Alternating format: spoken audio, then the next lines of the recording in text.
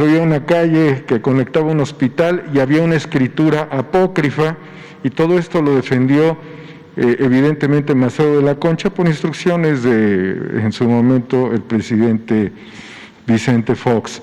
Señor presidente, este tema de las escrituras conmueve mucho porque hay una persona que es un periodista que, curiosamente, ahora que se cumple un aniversario también del natalicio de Julio Scherer, lo contrató y empezó a trabajar dentro de Excelsior el 3 de octubre de 1968. Con lo que él logró juntar de dinero, compró una casa ahí por Paseos de Tasqueña, ustedes que fueron obviamente jefes de gobierno de esta ciudad. Un abogado desconsiderado y mafioso, aprovechándose de esta familia, fabricó una escritura, porque esta es fabricación, en una notaría fuera de esta ciudad. Sin embargo, tanto el juez, el operativo del abogado y un notario que resucitaron para que firmara la escritura, causó que fueran desalojadas estas personas que habitaron la propiedad durante 42 años. El caos de terror en esta calle, para que no pudiesen las víctimas pues manifestarse junto con sus vecinos, es parte de una práctica permanente. Yo quisiera saber, señor presidente, si a través de los colaboradores de aquí se investigara desde Palacio Nacional con el doctor Santiago Nieto al cártel de la escritura chueca. ¿Por qué esta gente se ha enriquecido?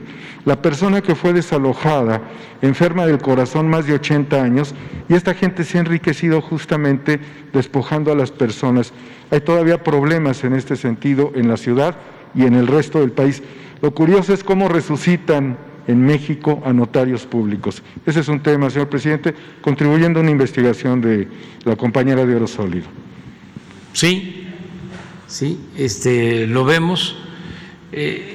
Esto Leti Ramírez, por supuesto, señor presidente. Sí, lo pueden tratar. Sí, hay todavía. Muchos fraudes de este tipo.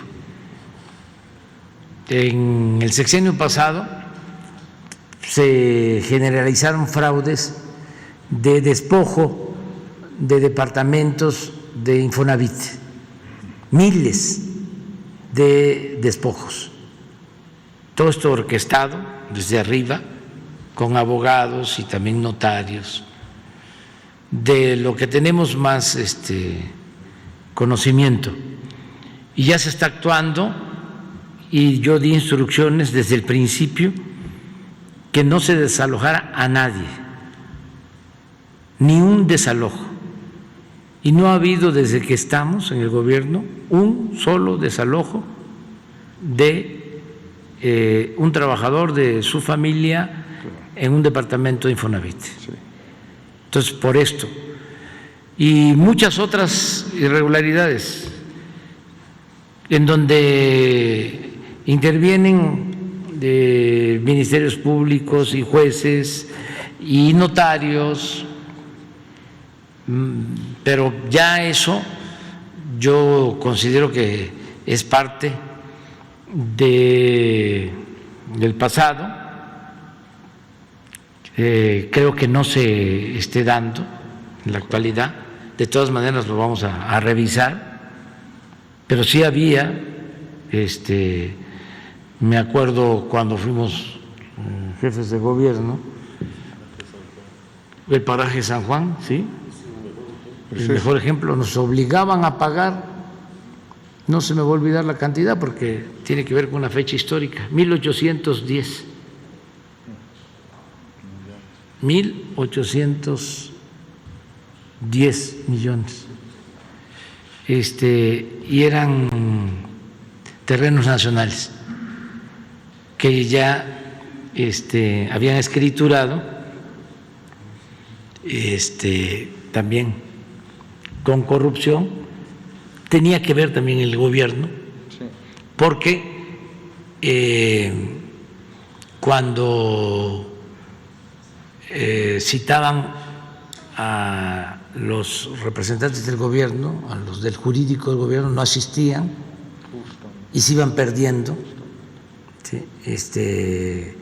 Los casos, o se iban escalando las instancias, hasta que, como en lo del paraje San Juan, llega la Suprema Corte y me obligan a que yo pagara los 1.810 millones de pesos, que si no pagaba me iban a desaforar.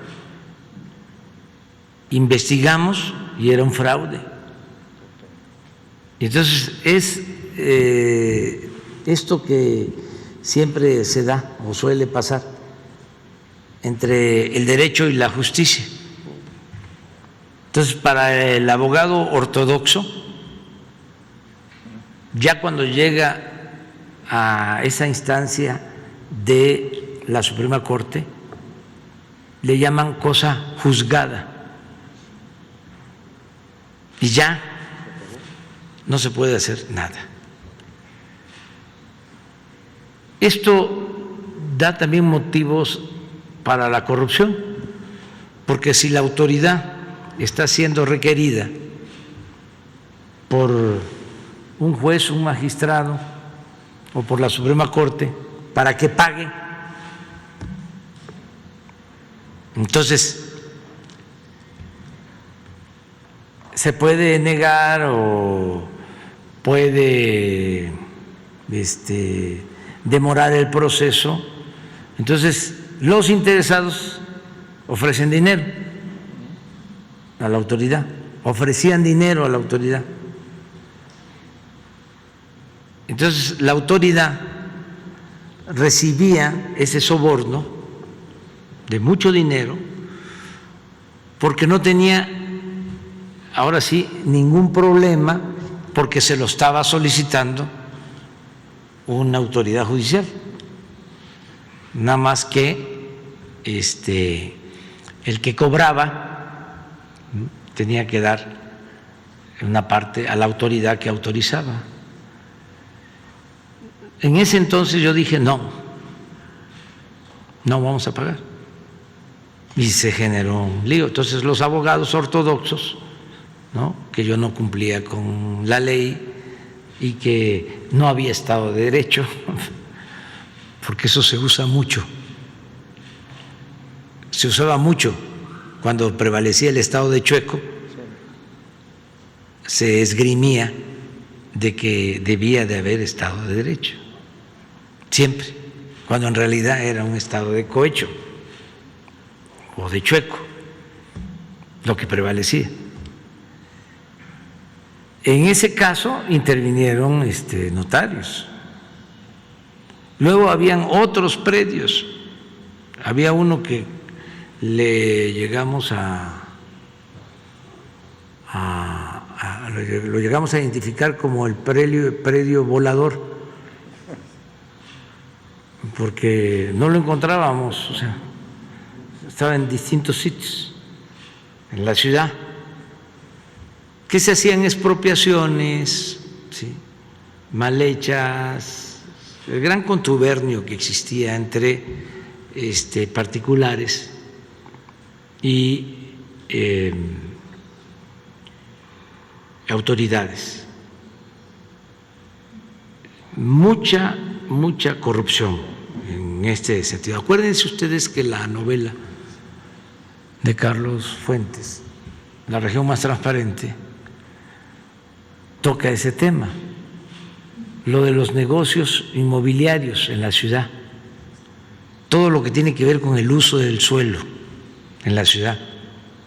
Por ejemplo, si se pueden hacer 3 pisos, ¿sí?, pero se autoriza uno más, es una ilegalidad, ¿sí? Entonces, pero es por corrupción. O sea, pues, nosotros llegamos y nos encontramos edificios construidos pues con más pisos de los recomendados, y había nada más 2 opciones: o sea, tirar los pisos, ¿te acuerdas?